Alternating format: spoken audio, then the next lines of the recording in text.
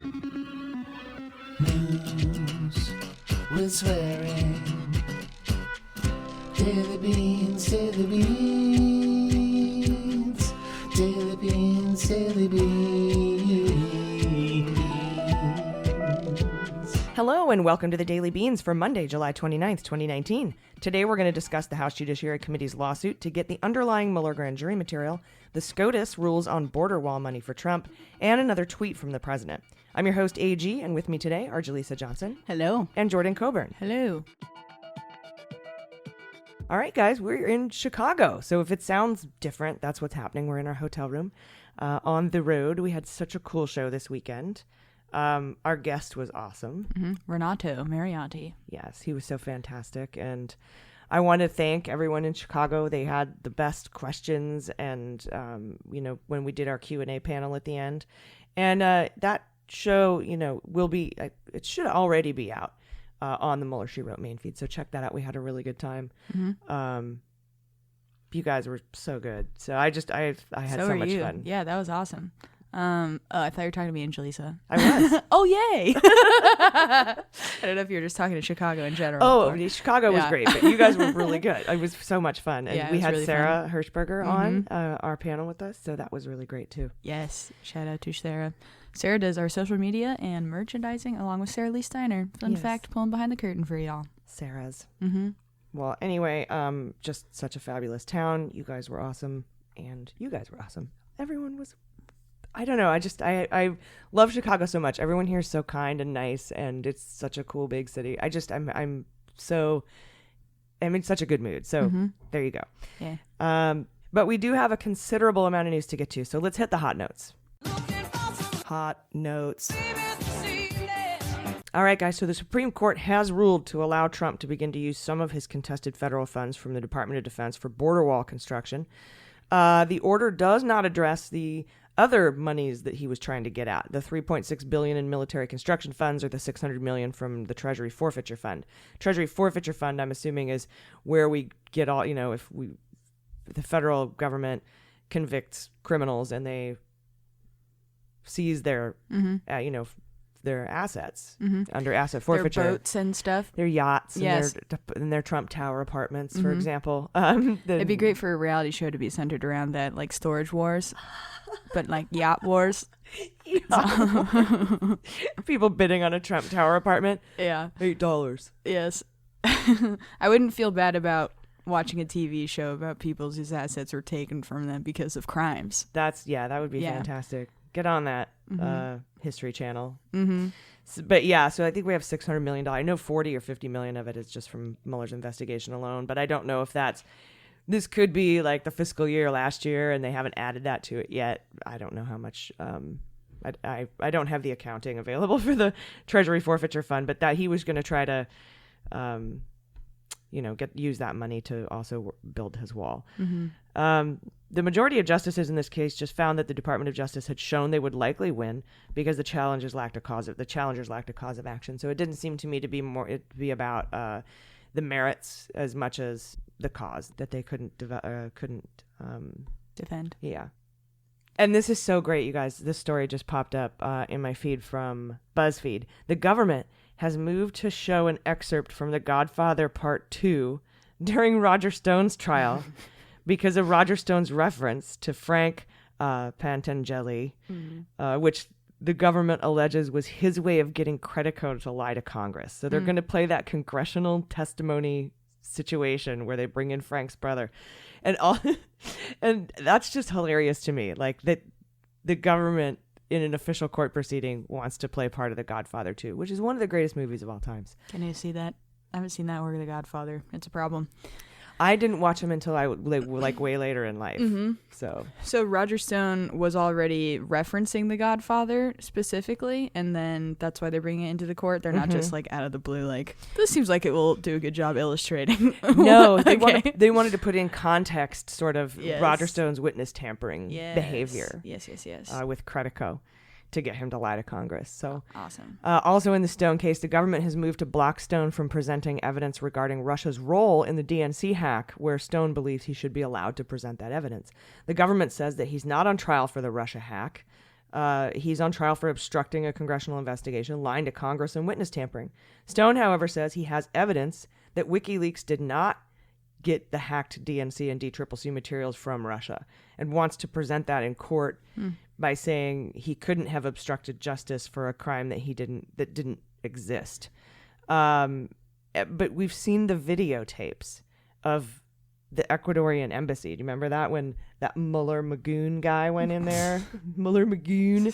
God. And like handed over thumb drives and all this shit to Assange. So it's just, I don't know. First of all, I don't even know what evidence he has. Second of all, it has nothing to do with his case. He's not on trial for being Roger Stone as far as the WikiLeaks and Assange shit goes. He's only on trial for obstructing justice. So we'll see how the court rules on that.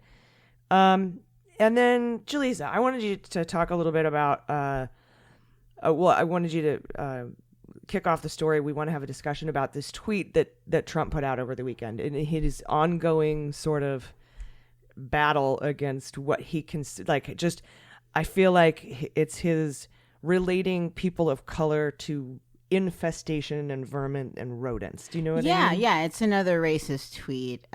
So yesterday, Trump attacked the city of Baltimore, saying that Elijah Cummings' district is, quote, a disgusting rat and rodent infested mess, and adding that the conditions in Baltimore are far worse and more dangerous than conditions at the border. Cummings responded by saying, Mr. President, I go home to my district daily. Each morning I wake up and I go and fight for my neighbors. It is my constitutional duty to conduct oversight of the executive branch, but it is my moral duty to fight for my constituents. And then the Baltimore Sun, the newspaper, published an editorial that said, better to have some vermin living in your neighborhood than to be one. Burn, right? Burn from the Baltimore Sun. The White House is infested and overrun with Didn't he call vermin. it a dump? He did, and he forget. also said no. Never Yeah, he called the forget. White House a dump. That's right. He's like, I'd rather stay at Mar-a-Lago, the Southern White House, or whatever the fuck. Yeah, dude. Dumps bring rats. Yeah. A lot of rats in that administration for sure.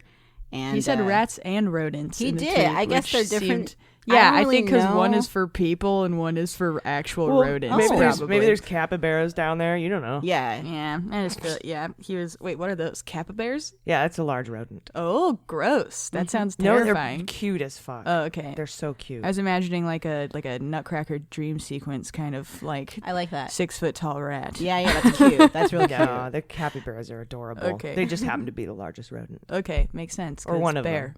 Yeah. I don't know why a life-size rat is so cute to me. Maybe because of Chuck E. Cheese. I'm like, I'm cool Oh, with that. God. Yeah. I'm glad Well, you had good experiences. Pleasant childhood memories. Yeah. Generally, I wouldn't think that people have, but That's a good point. Something else I've noticed is that Trump has been saying on his Twitter feed that Democrats are not actually doing things for black people, and he's constantly bragging about the black unemployment rate being the lowest it's ever been. But something he never brings up is that this decline in the black unemployment and Hispanic unemployment has been going down since 2010. NPR reported this. They said that it was 16% in 2010, and then in 2011 it was 14%, and now it's 6% in 2019. But that was started 2 years after Obama was president. So like that was the Obama administration's work. You can see like charts showing that it declined starting with Obama. But Trump is claiming this as a win for him as opposed to just being something that was already happening. Yeah. I will give him credit for 4% though. The 2 it's years the he's same- been he but hasn't fucked it up. Yeah. but it's the same with all unemployment rate. When Obama took over, it was, what were we at, 12? The overall unemployment rate. Oh, okay. Yeah. That makes And he sense. got it down to 6. That's incredible. Or 5. Yeah. And then Trump came in and got it down to 4. You can't really get it. I mean, I'm not going to say, Trump sucks because he only brought it down a little bit. No, compared kudos to what. to him for not fucking it But up, it's right? like it's like losing weight. Like if you have 20 pounds to lose, the first 10 are easier to lose than the last 10. So, you can't, just because Obama brought it down from, 13 or whatever to 12 to 6 doesn't mean Trump should be able to bring it down to 0. A 0 unemployment rate is like super hard to do. I just think But that it has been going on since Obama's administration. I talked to a black guy yesterday who sold me the Get America High Again hat. And he is a libertarian. He was telling me that he's like, black people are so mad at Trump, but they don't listen to what he says. And he's like, the black unemployment is so low, and he's a businessman. And I'm like, what about his, bankruptcies? And he's like, yeah, but that's how you learn. And I'm like, ooh, that's a really interesting spin you did there. Like, wow, you just said all his failures made him a smarter person, which in my ideology makes sense. And that's how he's getting to people as independent thinkers like the Kanyes. He's appealing to their sense of philosophy as opposed to like his actions. Is a strong word to use there. Yeah, well, I mean, I think it's very interesting. I will say they are thinking very hard about how to make this a positive thing for them. It seems like but twisting yourself into knots to make does. it so it fits your narrative, and I think that's that confirmation bias. Totally, I agree, totally. and he's like pretty wrong about that conceptualization of how he uses bankruptcy. He uses bankruptcy as a tool, Exactly. not because he's like, "Oops, I failed, bit Right. myself up on my bootstraps, and let's Exactly. fail again." That's like not It's how to save money. Yeah, Right, exactly. To avoid paying taxes. He was thinking like surface level philosophy, which I still think is a really cool way to look at the world, I guess. But then you look at the specifics of this person, this individual, who I believe is a racist. And I just think that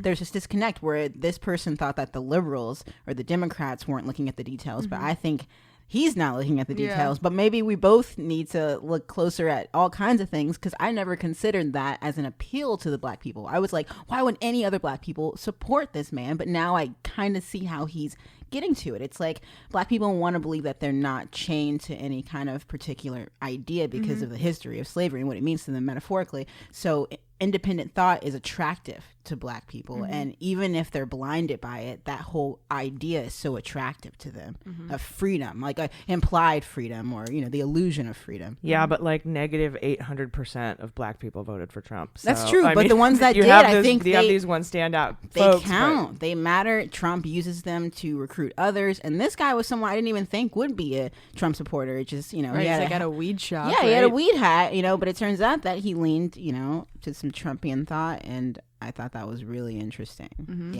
Yeah, but I mean, you could also boil it down to a lot of people just decide how the president's doing by how they feel right then. Sure. And not like right in that moment, but how they're doing economically. Right. And so if one person is doing economically well, he's going to make sure that he's got an argument to back that up so that he can continue to do well For sure. or do better. But then with the details, Obama was responsible for that unemployment Well, thing. they ignore that shit. Well, yeah, but that guy brought it up, the hat guy. He was like, yeah, the black unemployment is down. And I'm like, yeah, but how do you think we got there? Like, really? Like, so the details are being skimmed over for the sake of idealism or whatever. Or for the sake of you're doing well. And it's great that he's doing well. Mm-hmm. But and he wants to continue to do well. Yeah, but what about the other shit, too? There's so much other shit that I feel like you said, they ignore. Mm-hmm. Yeah, for sure.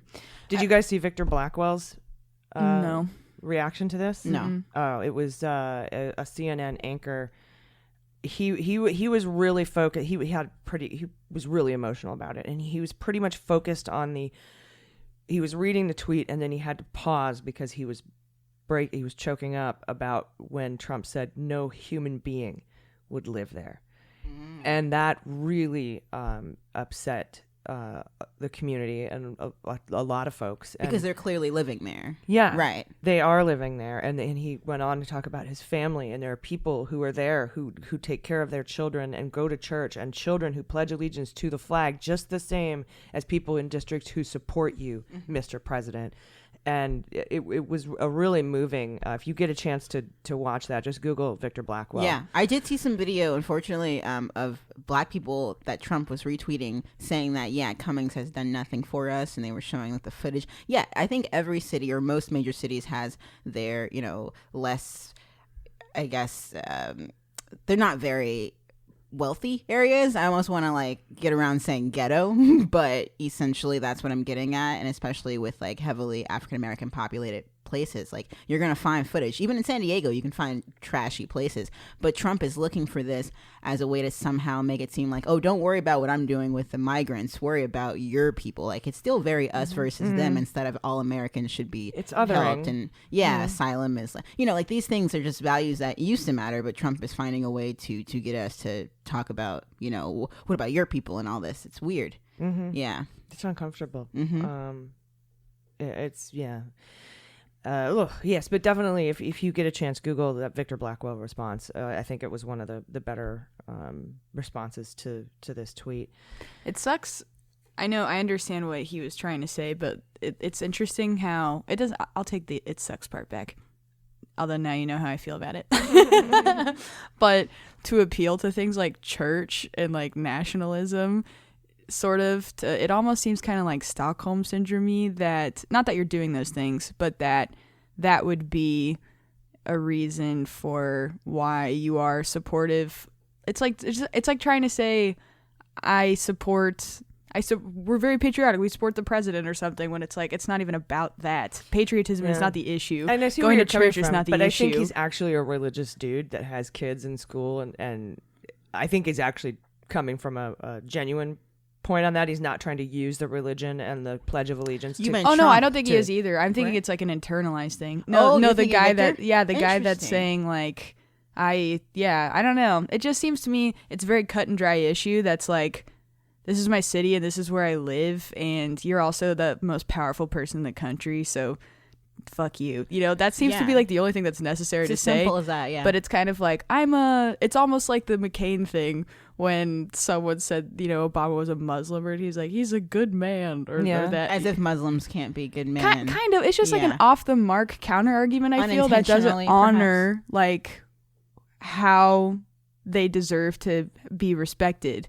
Like, they don't deserve respect because they go to church. They don't deserve respect because they pledge allegiance to the flag. They deserve respect inherently as a person. That's my Yes. point. Yeah, I agree. I just think he was coming from his own personal. Yeah, definitely. Like, I get that. I do shit that you like, Trump, and Right. you're being a dick to That's me. a good point. Appealing to Trump. Yeah, you're right. You both are right. Yeah, it's a good point. Yeah, but because I don't come from a place where I would pledge allegiance or go to church, so I wouldn't say that. Yeah. But and who knows what's in his heart? Whether he's saying that, because a lot of times I'll come at Republicans using a Christian point of view or an angle that they say means something to them, patriotism, etc. Taking care of veterans. Now money coming from this wall to build this wall is coming from our veterans. You say, and I'll use those point of views that I might not necessarily, because I don't go to church or whatever. I'm not coming at them as a Christian, but I'll bring it up to drive home the point. And I don't know if he was doing that or if he was just really like, Yeah. Either makes sense. Totally. I understand. Yeah, and it's almost innocent, even though I agree with you, Jordan. I think either way, I think it's innocent, even if he was trying to actively use it as a, main theme of that, to appeal to it. I think that's fine. you should watch it. I think if you watch it, like, Yeah, that's it true. I'm probably talking would out of make my a little ass more right sense. now. But because it was. I think it in was really general, good. people tend to make those arguments a lot, which is more so where this feeling is coming from. Totally, Not, yeah, not, yeah. not this clip that I haven't seen specifically. I figured, yeah, because I haven't seen it either, but I get what you're saying. Yeah. Oh yeah, I know. I totally understand. Mm-hmm. Something else, guys, that happened late Friday, and we did discuss this in the main episode. So if you've heard that, we had really good chats with Renato about this. But it appears that they may or may not have, perhaps, kind of backhandedly through a back door, sort of, but overtly started an impeachment inquiry in Congress, and that is really the clearest way I can state it, because. Nadler has filed a lawsuit invoking Article 1 powers of impeachment preliminarily to get the grand jury materials from the Mueller investigation. And then he also had said something about there are things outside of the Mueller report that we want to look at. And Jake Tapper was being kind of a butthole on CNN today. He's like, he had Nadler on there, and he's like, are you trying to say there's stuff Mueller left on the table and he didn't put in his report? And Nadler's like, look, that's not what I'm saying. I'm saying Mueller had a very narrow scope of what he was supposed to do. So any of the finances that he was able to obtain from the Trump Organization or the Trump Foundation or the Inaugural or the Victory Fund or the NRA or any of the data voter registration breaches that he obtained, he wasn't supposed to investigate those things. But all of that stuff would be in the grand jury materials, even if it was handed off to other cases, other offices, and other agencies. And for Jake Tapper to be like, oh, are you saying that Mueller didn't? No, that's not what I'm saying, because that there are millions and millions of documents of underlying evidence for the Mueller report. The Mueller report is 448 pages, and it's only a summary of the findings.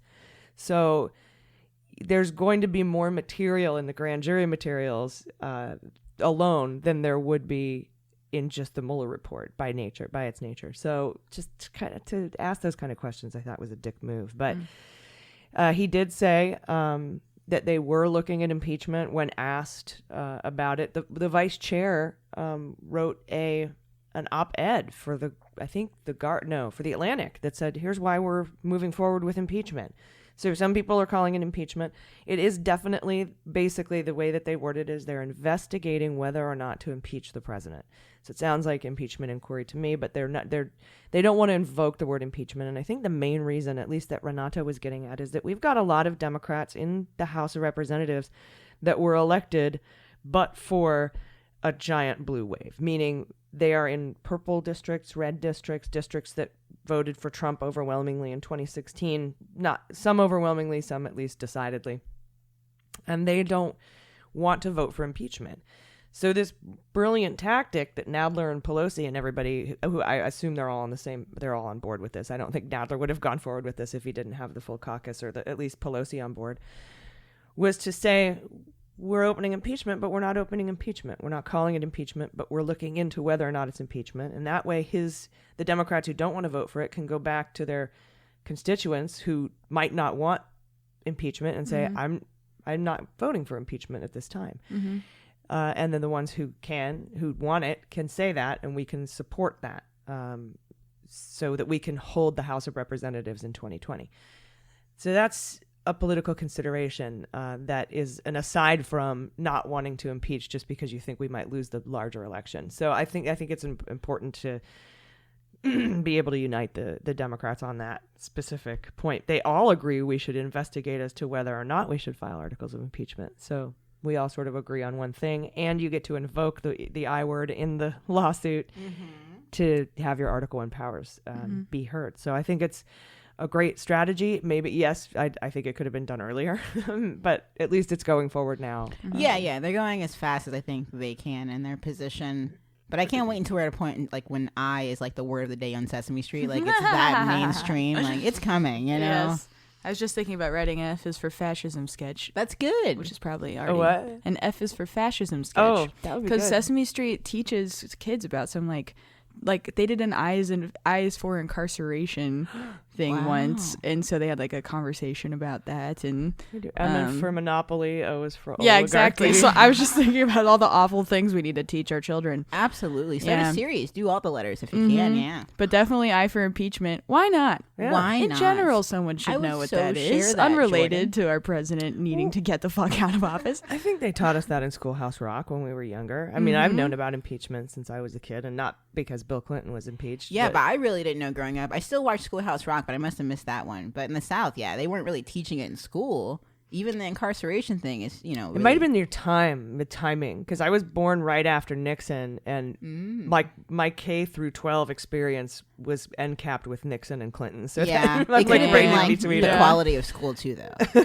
I do see that. That could also be too. I did go to very New private Orleans Catholic schools. Public schools were garbage. Yeah. Did you take a Trash. government class your senior year? Senior year, yes. Me too. That was the first time. That's very cool. That was my favorite class ever. Same. Blew my mind. Yeah, that and economics. Right? Yes. It's crazy that that's the first time that you really even learn about government, though. It's like, okay, thanks. Some of us are already 18. Yeah, we were like 3rd, 4th, 5th grade civics class. Yeah. Well, I mean, they Wow. teach you, like, they have like the Great American Challenge or whatever, which I think is actually that game where you drink pizza and smoke a bunch of weed and drink That's beer. hilarious. I forget what it was actually So I called. think Supposed too, to be, probably but in it's- history, they would teach you a little bit about government. Totally. A little Yeah, no, bit, there's a yeah. little bit. But like government in senior year was when you actually learn about all the different, like Processes. federalism and all the different courts. okay. Absolutely. The Daily Show started making impeachment sense to and- me my senior year because I was Yeah. like, I can apply these now to what Jon Stewart is telling me. Yeah, totally. And like lobbying, that was like a concept that I was very unfamiliar with. Totally. And it was,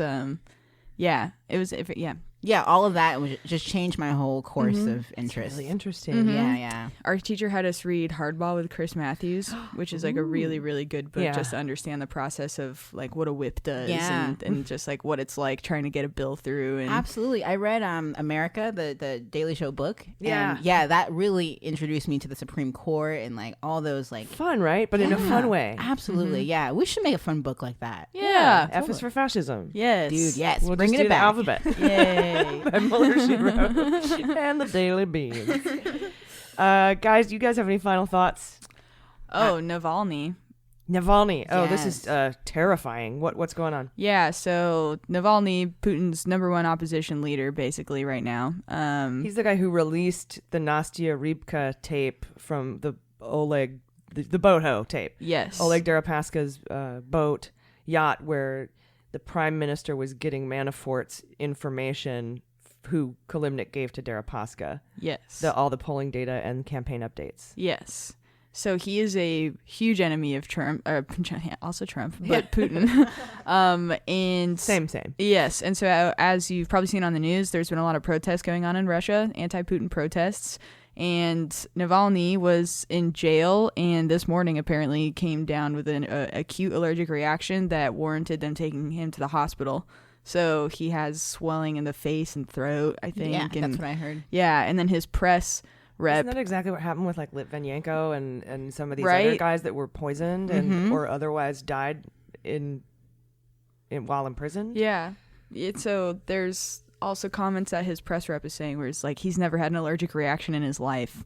So he's definitely not allergic to anything. And yeah, and I don't mean to belittle it, but have you guys seen that Black Mirror episode with Miley Cyrus where she gets poisoned by her aunt? This reminds me of that, where she was Really? like, "Oh yeah, we didn't know she had an allergic reaction. She poisoned her." This is so so likely, I think, and just think so, real life. too. Putin's like an actual evil villain. So absolutely. yeah. But it Yeah. reminded me of that, just like how they can put on a front, like, oh, he just, things happen, but this is what he does. This is what Putin does to people. Yeah, and I think he's still in the hospital right now. So I guess we'll look out for reporting and have an update tomorrow.